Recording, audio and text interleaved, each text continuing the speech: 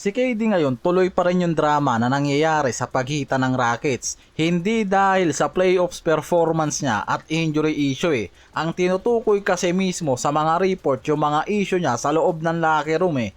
Mga burner account issue sa social media pero hanggang ngayon hindi pa napapatunayan. Mga public engagement online, yan din kasi mismo yung mga issue na naugnay na sa kanya nun sa OKC Thunder, Warriors, Brooklyn Nets at Suns na hanggang ngayon nakadikit pa rin sa balat nitong si KD. Dahil dyan mismo may mga ilang executives na nagtatanong kung sulit ba talagang tanggapin ang lahat ng possible distraction na yan kapalit sa pagkuha kay Durante. Bakit maraming analyst din mismo yung hindi sang-ayon na wala na ring may gusto kay Durant dahil sa bagay na yan.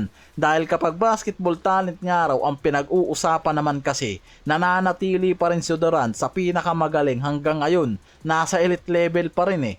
Ang Rockets bago dumating si KD kasi nanalo na sila ng 52 games at nagtapos na isa sa pinaka-contender team sa Western Conference. Offense to defense, nag-i-step up yung mga yan dahil sa mga batang core na naging foundation nila. Alperen Sengun, Amen Thompson, Jabari Smith, Reed Sheppard, kahit inabot pa ng injury dyan si Van Vliet, nakatawid pa rin yung mga to na maayos sa regular season. Ang plano ng Rockets nun kaya kinuha si Durant gamitin bilang veteran superstar na magpupush sa kanila sa playoff team papuntang champion contender. Ang problema, hindi umangat ang team success nila kumpara sa inaasahan nila. Kaya parang ang lumalabas, naging disappointment bigla yung season nila. Dahil dyan mismo may mga nagsisimulang magtanong na kung tama bang ituloy pa ng Rockets ang win-now approach nila kasama sa KD. Pagkatapos nilang ma-eliminate kontra Lakers sa Game 6, karamihan ng coverage kasi niyan nakapokus sa injury niya at sa pagkatalo ng Rockets sa series eh. Ang Rockets natalo sa Lakers 4-2 sa first round habang si Durant limited yung naging laro niyan dahil sa injury issues. Inamin niya na siya yung naging sentro ng opensa ng Houston at naging effective yung depensa na ginagawa sa kanya ng Lakers kaya napigilan siya. Sinabi rin niya na kapag dinodouble team siya at hindi siya nakakakuha ng komportableng tira, bumabagsak yung team offense ng Rockets. Kaya dyan naging komplikado yung lagay nitong si KD sa Rockets eh. May 2 years 90 million extension siya na may kasamang player option sa 2027 to 2028. Malaki pa rin yung financial commitment sa kanya ng Rockets eh. Si Stone mismo ang nanguna sa pagkuha kay Durant nung nakaraan eh at pinirmahan pa siya agad ng extension matapos yung trade. Nung makuha nila si Durant, sinabi pa niyan mismo na napakahirap palampasin yung pagkakataong makuha yung isang player na katulad nga raw ni KD. Kaya ngayon wala pang malinaw kung handa ang Rockets na bitawan siya, lalo na dahil sobrang importante dito kay Stone itong si KD. Sa ngayon kasi yung Timberwolves ang pinaka-active na team sa oras nga raw na pumasok si KD ngayon sa market. Sa Bleacher Report ni Zach Buckley, pwede kasing maging magandang trade partner ang Minnesota Timberwolves sa Rockets ngayon. Yung possible package kasi na kayang buuin nga raw ng Wolves para kay KD, pabor sa Rockets eh. Nandyan si Julius Randle, 2026 first round pick, batang prospect gaya ni Joan Beringer o si Terrence Shannon Jr.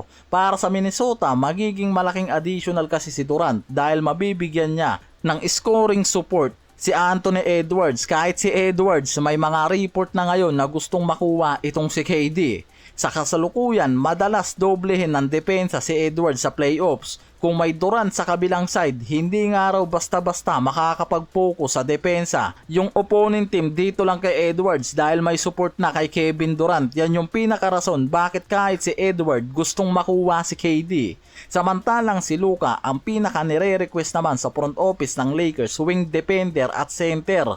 Sobrang nagbago bigla yung movement ng Lakers sa offseason dahil kay Luka. Dahil ang priority nila kung ano yung need ni Luka ngayon eh. Una, gusto niyang manatili si Reeves kaya walang no choice ang Lakers. Kung hindi sundin yan, panatilihin yan kahit na maraming trade opportunities na magbubukas nga araw sa kanila. Oras sana na gamitin nila si Reeves sa trade eh. Pero pagpasok niyan sa free agency, wala na silang rights sa magiging desisyon niyan.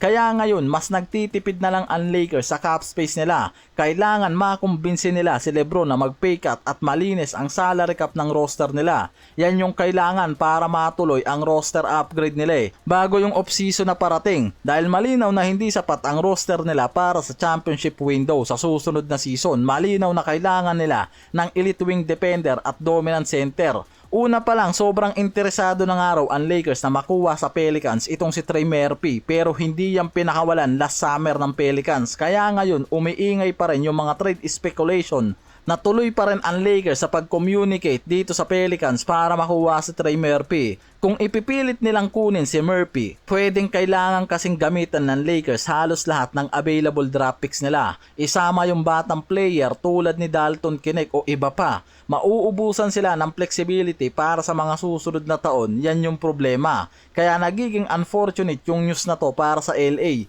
dahil imposible nilang makuha itong si Trey Murphy ngayon. Ang masamang balita pa, parang hanggang ngayon mukhang ayaw talagang siyang bitawan ng Pelicans, at kung sakali man nga raw na makinig yung mga to sa offer, pwedeng hingin nila yung napakalaking kapalit baka hindi handang ibigay ng Lakers ngayon.